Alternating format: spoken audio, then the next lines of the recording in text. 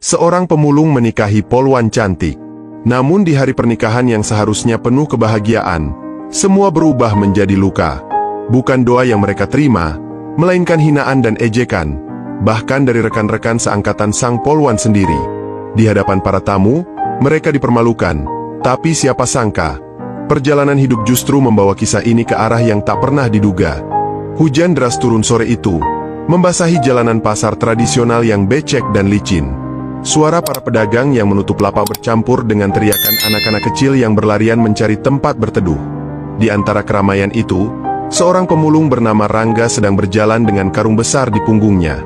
Bajunya lusuh, rambutnya basah kuyup, dan kakinya penuh lumpur. Meski tubuhnya digigilkan udara dingin, ia tetap berusaha memungut barang-barang bekas yang bisa dijual. Namun, tak semua orang memandangnya dengan simpati. Beberapa pedagang berteriak mengusirnya, bahkan ada yang mendorongnya kasar karena dianggap mengganggu. "Pergi sana! Jangan bikin kotor di sini!" teriak seorang pria setengah baya. Rangga hanya menunduk, menahan sakit hati, dan tetap mengangkat botol plastik yang ia temukan. Dalam hatinya ia bergumam, "Aku hanya berusaha mencari makan, kenapa mereka harus memperlakukanku begini?" Di sisi lain pasar, seorang polwan muda bernama Nadia baru saja selesai melakukan patroli bersama rekannya. Dengan mantel hujan yang menutupi seragamnya, ia sempat menepi untuk membeli payung di salah satu lapak. Matanya kemudian tertuju pada kerumunan kecil di dekat pintu keluar pasar, di mana seorang pemulung tampak dikerubungi oleh beberapa orang yang memakinya. Nadia berhenti, mengamati, lalu hatinya tergerak ketika melihat pria lusuh itu diperlakukan layaknya sampah. Rangga semakin terdesak ketika seorang pemuda menendang karung yang ia bawa. Barang-barang bekas itu berserakan ke tanah yang becek, bercampur lumpur dan air hujan. Orang-orang menertawakannya, bahkan ada yang sengaja menginjak botol plastik itu supaya rusak. Wajah Rangga memerah, bukan karena marah, melainkan karena menahan malu. Air hujan bercampur dengan air matanya, membuatnya semakin tampak menyedihkan. Saat itulah Nadia melangkah maju. Dengan tegas ia membubarkan orang-orang yang mengejek Rangga. Suaranya lantang, penuh wibawa. "Hei, cukup! Kalian tidak berhak memperlakukannya seperti itu. Dia manusia, sama seperti kalian." Kerumunan itu langsung terdiam. Beberapa orang mundur. Ada yang saling berbisik merasa malu karena dimarahi seorang polwan di depan banyak orang. Nadia lalu menunduk, membantu Rangga mengumpulkan kembali botol dan kaleng yang berserakan. Rangga menatapnya dengan mata berkaca-kaca, tak percaya ada orang yang mau menyentuh barang-barang kotornya tanpa ragu. "Terima kasih, Bu Polisi," ucapnya pelan dengan suara bergetar. Nadia hanya tersenyum hangat.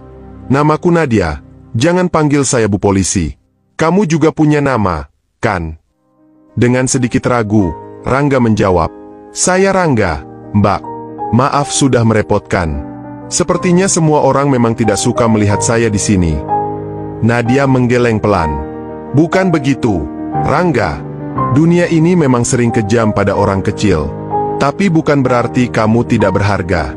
Justru orang yang mau berusaha keras, seperti kamu, jauh lebih terhormat daripada mereka yang hanya bisa menghina."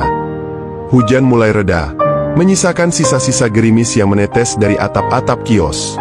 Pasar yang tadi riuh kini berangsur sepi. Rangga masih berdiri dengan karung di punggung, sementara Nadia memandanginya penuh rasa iba. Dalam benaknya, ia melihat sesuatu yang berbeda dari pria lusuh itu. Ada keteguhan, ada ketabahan, ada sesuatu yang jarang ia temukan di banyak orang. Sebelum berpisah, Nadia sempat memberikan payung kecil yang baru saja ia beli. "Bawalah ini, jangan sampai kamu sakit karena kehujanan," katanya sambil menyodorkan payung. Rangga menolak halus, merasa tidak pantas menerima. Namun Nadia memaksa dengan senyum lembut. Akhirnya Rangga menerimanya dengan hati yang bergetar. Ia merasa baru pertama kali ada orang yang memperlakukannya dengan begitu tulus. Momen sederhana itu menjadi awal kisah mereka. Nadia kembali ke pos jaga dengan perasaan yang sulit dijelaskan. Rangga berjalan pulang dengan payung pemberian Nadia, merasakan hangat di tengah hidupnya yang dingin dan sepi. Mereka berdua belum tahu bahwa pertemuan singkat di pasar itu akan mengubah jalan hidup mereka selamanya. Sejak pertemuan di pasar sore itu, Nadia tidak bisa menghapus sosok Rangga dari pikirannya. Ia merasa ada sesuatu yang berbeda dari pria sederhana itu. Bukan wajahnya, bukan pakaiannya, tetapi hatinya. Ketulusan dan kesabaran Rangga saat dihina orang-orang justru membuat Nadia kagum. Dalam diam, ia mulai mencari alasan untuk bertemu lagi.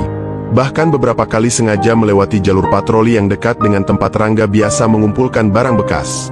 Pertemuan demi pertemuan membuat hubungan mereka semakin akrab.